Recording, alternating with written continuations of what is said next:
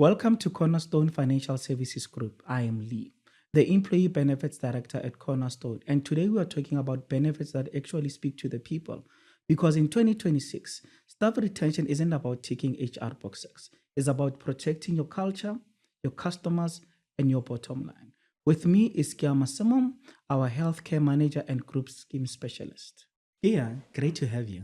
Thanks, Lee. This is an important conversation because healthcare, wellness, and benefit design have become central to how people decide where to stay. The reality with most employers is that when employees leave, they don't leave because of salary alone, but because of benefits. And when employees leave, it comes with great cost. For example, the culture that is lost, recruitment fees, and the loss in morale for employees that are left behind.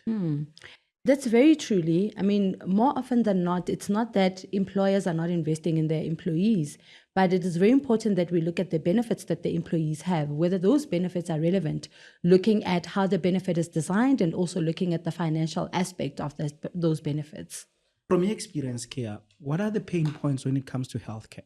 So the pain points that we normally see is that members are confused with regards to their benefits, late joiner penalties that have been loaded on members' premiums, co-payments that members have to pay out of their own pocket, and also members not actually being educated in terms of the benefits that they have and how to best maximize those benefits.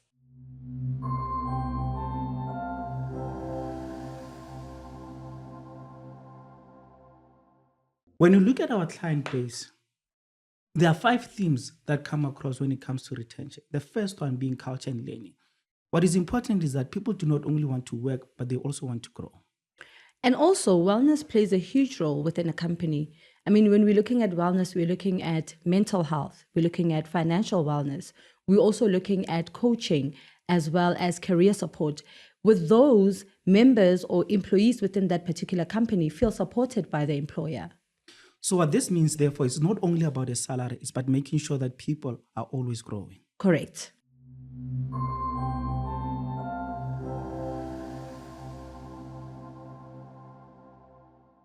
The second theme that has come across is financial support.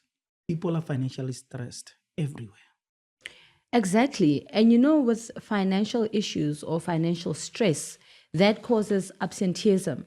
That also makes it so difficult for members to make good healthcare choices because the only thing that they're focusing on is the financial aspect of it.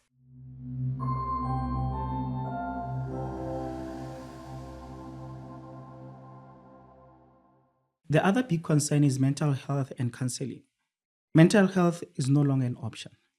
And you know what? It is so easy for employer groups to actually have this kind of benefit where they can incorporate an EAP benefit within the company.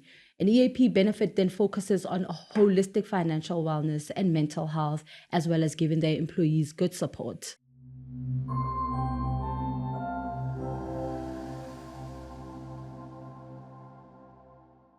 Where we spend most of our time is in group schemes, stability, and cost efficiency. What can you say with regards to that?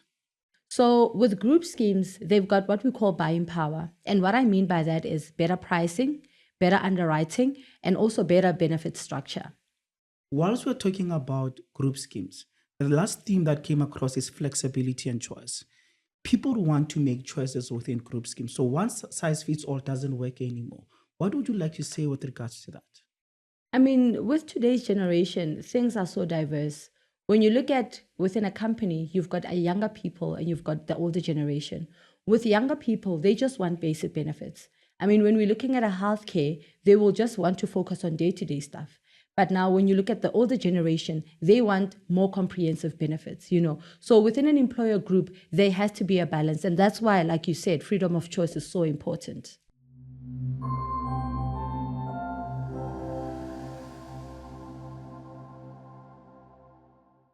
Kia, having spoken about the 5 pillars, from your experience and looking in 2025 and going into 2026, which of these 5 pillars has the greatest impact? I mean, I would think education and flexibility.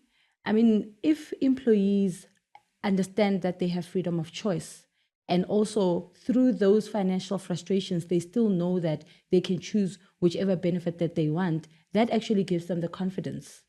Now we're going to talk about group schemes and medical design. The first thing that comes to mind is underwriting and demographics. What can you say about that? When we are creating a group scheme, demographics are very important because with demographics, we look at stuff like the average age, the gender, the salaries within the company, and that sets precedence as to what kind of underwriting the company or the employer group will get from a medical scheme. What I've also seen happening in the past is that when benefits are presented or implemented for staff, one of the things that employers do is that they come up with subsidy models. What can you talk about those subsidy models? Well, they are quite. It depends on the employer group, honestly, when it comes to subsidies. I mean, we normally advise that with subsidies, it can either be a percentage. So an employer group can say 50% of the total contribution, that is what they will contribute. Sometimes it can also be a rand value. They will say to you, we can contribute up to 1,500, depending also on the option that you would have selected. So it actually depends on the employer group. What is it that they are comfortable with, and also what their financials look like. Now you've implemented a group scheme. Now the scheme is running. What could be the biggest impact when it comes to administration? And why is it so important to making sure that the scheme runs effectively? You know, Lee, administration plays such a huge role when it comes to running a group scheme. And what I mean by that is when we're looking at our administration, we are including stuff like your billings. We need to make sure that those billings are reconciled and they're accurate on a monthly basis. We also look at the claims. I mean, members shouldn't have a situation where they have to investigate their own claims. And that's why we have an administration team, whereby our team will be there to support the members to say, if this claim was not paid correctly, why is that? We do the investigation for the members. Also, benefit education to make sure that they are aware as to what benefits do I have, how can I best maximize my benefits, and what is it that I need to do to make sure that whatever that I'm claiming for is paid correctly by the scheme. Certainly. You spoke about education, and one thing that I've noticed when it comes to education is employee wellness programs and their return on investments. What is the impact, both from the employer perspective and the employee perspective? I mean, from an employer perspective, that's when you get to know what employees are really complaining about on the ground. I mean, that's an opportunity for an employer to get to understand whether the particular group scheme or medical scheme is working for them, whether the benefit that they have introduced within the company is actually working for them. And also from an employee perspective, that's when you get an opportunity to actually get educated, whether it's financial education, mental health education, or even financial education, so there are so many things that can be taken out from an employee wellness program, not just looking at the benefits, but also looking at your health, because normally with our employee wellness programs, we also incorporate what we normally call a wellness, where we bring in nurses from a service provider to come and do health checks. And that speaks a lot about members being aware of their health. So having said that, one can clearly say that there's a good return on investment when it comes to retention of key employees. Now let's talk about how Cornerstone works and how they implement benefits for their employer groups as well as employees. So normally as Cornerstone, what we do is we look at the culture within the company. So culture plays a very important role because that's when we get to understand what is it that the employer is looking for, and also what is it that the employee is looking for, right? In order for us to make sure that the benefits that we are introducing or that we are recommending are suitable benefits, because it's not really a one-size-fits-all kind of situation. So after that has been done, that's where we now select that particular benefit, and then the implementation stage comes afterwards. Once we have implemented the benefit, that's when we now drive member education to make sure that the employees within the company understand the benefits that they have, how to best maximize those benefits as well. Certainly. When it comes to providers, what research do you do as Cornerstone to make sure that the provider is aligned with the employer? So from a healthcare perspective, when looking at the service providers, specifically medical aid, medical insurance service providers, or gap cover service providers, we look at the solvency ratio. We look at the administration as well to make sure that when we are placing an employer group on a scheme, from an administration perspective, will it be easy for member to navigate it if they were to do it on their own? And is that scheme strong enough to pay claims? So those are the aspects that we need to take into consideration when recommending a scheme or when implementing a scheme within an employer group. Certainly. So if you look back 3 months after installing a scheme, what do you look at in terms of that analysis? So we normally request for data from that particular scheme to look at, have the members started using the benefits, right? And what benefits have they been using the most? And secondly, we also have a conversation with the employees as well as the employer, to say, when you're looking at these benefits, have they been working for the employees? Because it's sort of like a review to see whether our advice has actually been correct, our recommendation has actually been correct, and this is the most suitable product for the employer. So feedback, both from the employer and the employees, is very important. 100%. Now, going along, if you look back in all the schemes, I know you've implemented a couple of schemes over the years.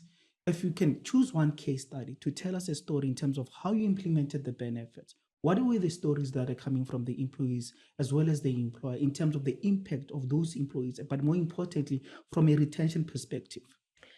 I mean, there is a scheme, quite a big scheme that we implemented. I think it was last year around June, July. It's a call center environment where we are dealing with young people, And at first, we had a little bit of resistance from the employees, because they are young people. They feel that they are fairly healthy. They don't need this kind of benefit and so forth. But once we had implemented that benefit within the company, that's when we started seeing the value. And what I mean by that is, when we were looking at the claims from the particular company, we actually realized that these young people actually utilize these benefits. Even though at first they felt that it's not important, but they are starting to use the benefits. Member educations that we drove at that time made it so easier for them to understand the benefit that they have. And now when we are having a conversation with them, post the wellness days that we had, post the member educations that we had, they are now starting to appreciate the benefit that they have from a healthcare perspective. And even when they leave the company to go to another company, they keep on saying to us, is it possible for me to transfer this to my own capacity? And that's when you get to see the value, to say, this is actually a product or a benefit that actually worked for them. And they are now starting to see the value with that benefit. And to the benefit of the employer, what I've then realized with this specific company is that there was a reduction in absenteeism. 100%. I mean, you get to see that because they no longer have a situation where they have to wait in long queues at a clinic or at a state facility for them to get healthcare assistance. So even with that, it assists for the employer to also monitor whether they are overusing the benefits or whether they are misusing the benefits, if I may put it that way. One incident I call, or a case that I call specific with this client, is when an employee's child passed away and they were distraught. And it was only a 9-year-old. And it was quite distraught in an essence that they did not have money to bury that child. And only a few months having implemented these benefits, the employee came back to us and said, thank you so much because you helped me bury my child with dignity. Yeah, I think members get to see the benefits once they start using them, or when it's time for them to use it. At first, they might feel like, why are these benefits being introduced? Why is the company investing so much money into something like this? But once you get to a situation where you need to go to the doctor, or you get to a situation where you need to be hospitalized, or you need to bury a loved one, like you had mentioned, that's when you get to see the value within the benefits that the employer has actually implemented. As many people may know, Cornerstone Financial Services Group has got a group of 8 subsidiaries within the company. And I'm not sure, Lee, how do you think that these 8 subsidiaries might benefit an employer group, or its employees for that matter? If you look at Cornerstone Financial Services Group, these 8 subsidiary companies are not only companies, but these are specialized companies. Let me make an example. You've got a company within financial planning, investment advisory, tax, as well as fiduciary services. When you look at an employee with their different needs, when we do our wellness days, they come with their different questions. This might be an assistance with their deceased estate. It could be assistance with their tax, with their investments. Having all these services in one house cannot be underestimated. the convenience thereof, the quick in which employees can get responses, whether most pressing matters, it's quite vital. One, it saves the company time in terms of employees going around and asking questions about things that are very pertinent to them. And therefore, partnering with Cornerstone Employee Benefits does not only convenience you as an employer, but more importantly, it makes things easy for employees. And if healthcare or wellness feels complex, book a healthcare and wellness gap audit. We'll identify quick wins from subsidy design to admin fixes and wellness initiatives. If your benefits aren't speaking to your people, they will listen elsewhere. Book a benefit audit with Cornerstone.